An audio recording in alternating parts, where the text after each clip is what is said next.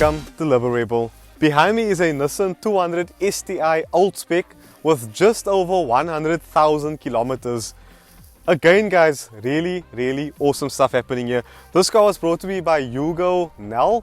Thank you so much. We're going to chat to him a bit later in the video and to find out why he loves this car so much. Again guys, like I did with the R33 GTR, I'm going to take you guys around this car because now I finally have a clean example to compare against the Toyota Corolla RXi.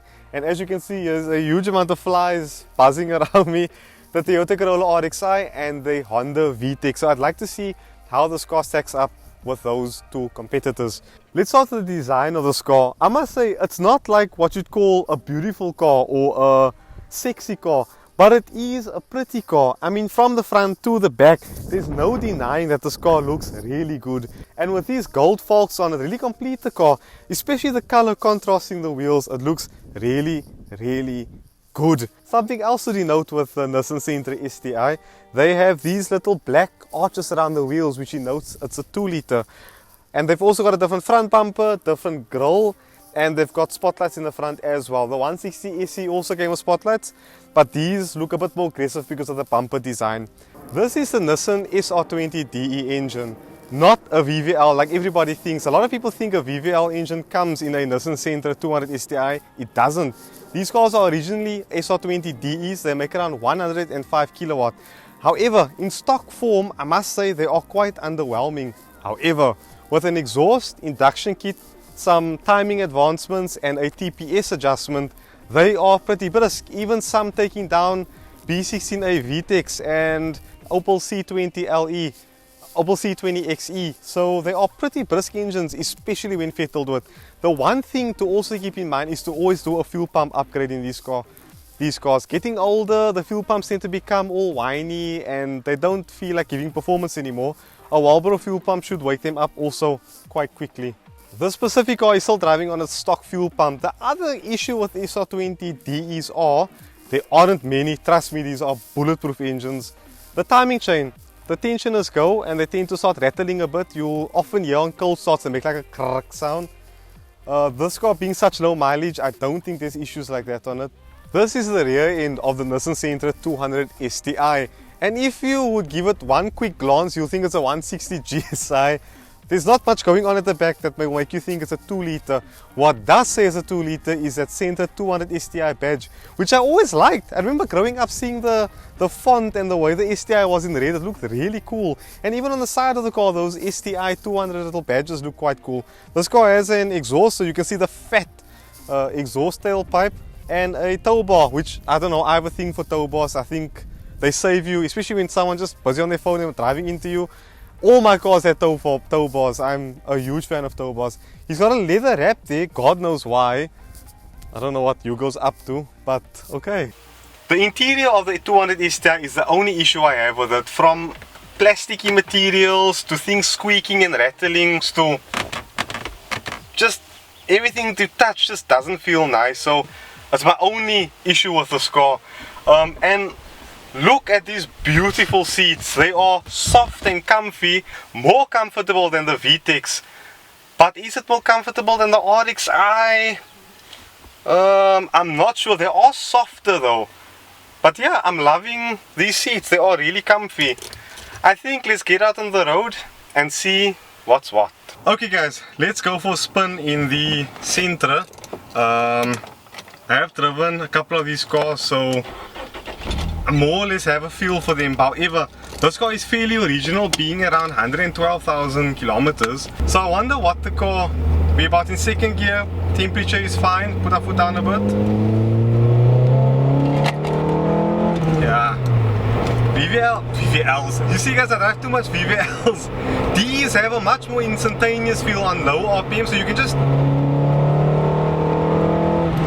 oh, okay, steering wheel is a bit light. I thought it would be a bit more like feely wheely. Let's just try this corner. Oh wow, it handles though, but the steering wheel is a bit light, like, yeah, I didn't expect the wheel to be so light, so I don't have like much feeling in a corner, but this car's got such good grip. And because it's DE again, you can just...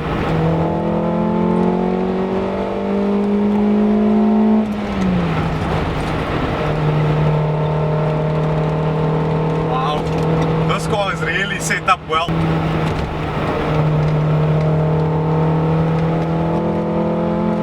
Oh yeah, guys, now this is... And I love the response of the engine. Don't worry guys, we're gonna eat a bit of birds. There's a low speed corner coming up now. The only thing that's so strange is how light the steering wheel is. I just wanna feel in second gear how the differential feels.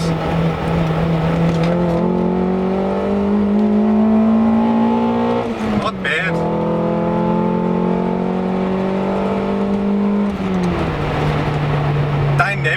Dynamically, this car feels very like sure-footed because of this gorgeous suspension, but the steering wheel is too light. I don't know, like I can't. It makes you go turn more, turn more, turn more. It's not giving any like feedback. It's not tugging the wheel back, saying right, I'm at my limit now. Okay, this is weird. I expected it to be like edgy and communicative, but like I can turn now at fingertips and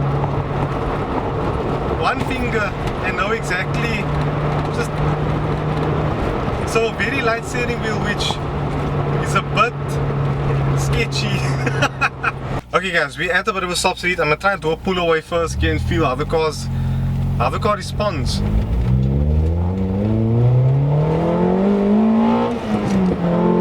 I love a DE.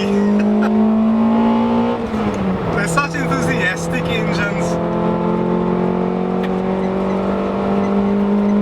Yeah. This car grips and grips and grips. Hugo is actually very fastidious with where he has his car wheel alignments and things like that done. He's very an enthusiast when it comes to handling. I wonder, it could be that the steering cover, like we were saying, is contributing to the light steering, but I just don't have much faith in. Like, I'm in a bend, I can even turn more. It's not tugging me back at all. But oh, a DE engine is really something, eh? It's not too fast, it's not too slow, and you can rev match. Nissans, no? They really have something special to them, and this is where I can start comparing it to the RXi, the VTEC, the STI, GXi. They all have their own feeling. It depends what you want from a car.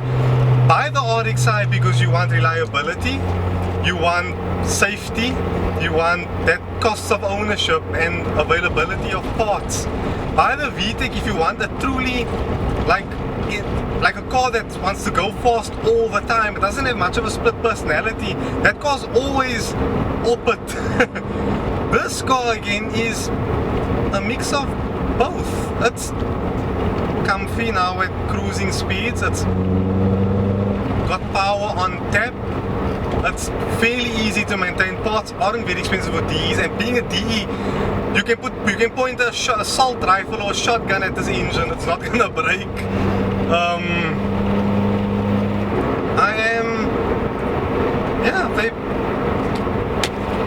They're good cars in general. I think they all just offer you something different. I forgot to tell you guys before we go further what the gearbox is like. So, gearbox is a bit, again, okay, Honda has the best feeling manual gearbox. Toyota has the most feelingless manual gearbox. You just, yeah, there, put the gear in. There's no actual, you know, clickiness to the gears. This car It's got a rubbery feeling again. It's a bit spongy. It's not bad, but it definitely got a springiness to the gears. Honda's gears feel like you're sliding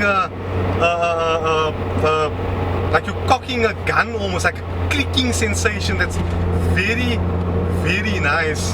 So yeah, Honda's definitely got the best gears, but don't let that take away anything of the STI.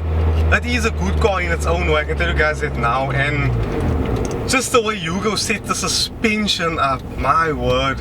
Let's chat to Hugo a bit and hear what he's got to say about this car.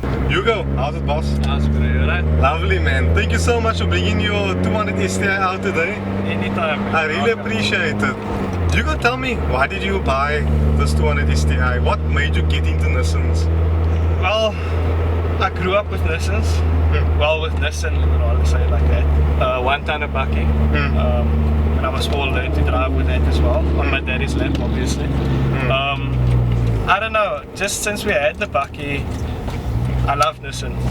Wherever I look and I see a Nissan, no matter what car it is. So it's a Nissan cop. Yeah, I'm a Nissan cop. And I started loving STIs when I was in my teenage years, more or less. Seeing the cars play around in Worcester and wherever. Found a nice white new spec DE that I had, but put a lot of work in the car. The car was alright, but it wasn't very neat. And then I saw this car at Willowbridge Mall, just under Tiger Valley.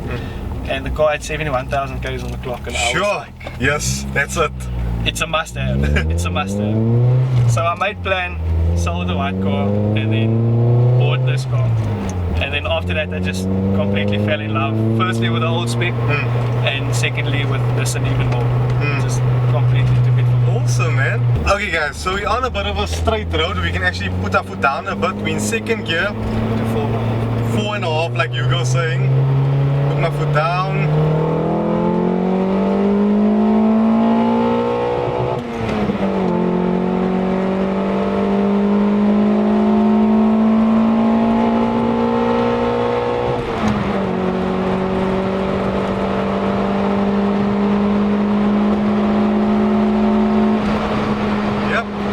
Impressive. It's not bad, bruh. It's a DE, bruh. Yeah, it's got like, it's so enthusiastic, man. Yeah, it's like I said, it's not a fast car. It's an enjoyable car. Yes. It has its grunt. Yes. It's snappy. It's not the fastest. Don't expect. No, without a doubt. But no, 13 seconds. Fast for fun, yes, bruh. And you can enjoy the car around corners. And so many people get caught up with we want speed, bam, bam, bam, and I think I can. A lot of you guys probably want to know how I feel about the VVL versus the DE, and if it's a worthwhile upgrade to go VVL. I can tell you now something. If you want quick power and you want it cheaply, go VVL. But for Pete's sake, put a pair of cams in the DE, skim the head, put some throttles on it, take 45 mils from an RXi, and just enjoy that car for what it is. Because trust me, there's something about the DE engine that I'm in 5th gear, right? I'm doing 90 kilometers per hour. I don't need to wait for lift. Just check this. And it's got long gear ratios, no? And now we're doing 120. No need to. The DE's got character to it. Yes, man. Character. Love it. And when the race come up, because of his cone filter, it's got like a velocity stack kind of thing built into it. So it does like a type of a type of a sound. For 112,000 kilometers on the clock, it drives pretty nice. Again, guys, the only problem I have with these Nissans is the interior. Everything rattle and squeak and. Yeah, it is built crap. Yeah. The Hondas, the Toyotas, even the Opals. Yeah, the build quality is way better than this. Yeah, but I'm not. Give it character. Yeah, I like it. I like the. I know you guys are gonna say, "Oh, Niaz, you're being biased," but I like it. It's like you can throw it around and like you don't have to be fussy about it. That's true. I mean, it's not a supercar or fancy car. It's just a sedan. Exactly. It's a sedan. Exactly. So yeah, guys, I I really enjoyed my experience behind the wheel of the 200 STI. And I must stress, the way Hugo set this car's chassis up, the way you set the dampers, the cambers, this thing sticks like bloody glue. Yeah, And there's still a lot of improvement. yeah, But she's alright. definitely those pilot sports. Yeah. I'm telling you, bro. Yeah, definitely. Hugo, I want to give a huge thank you to you bringing your car out to me today. I Anytime, appreciate it, bro. man. I don't know how to take the new style hands. But thank you so much, bro. Fabulous car. I hope you look after it and keep Sure, it nice thanks, and man. neat. That's beautiful. Guys, if you enjoyed this video, don't forget to give it a thumbs up, subscribe, share. Yeah. Be free, be you. Love it, Rebel. Out. Out.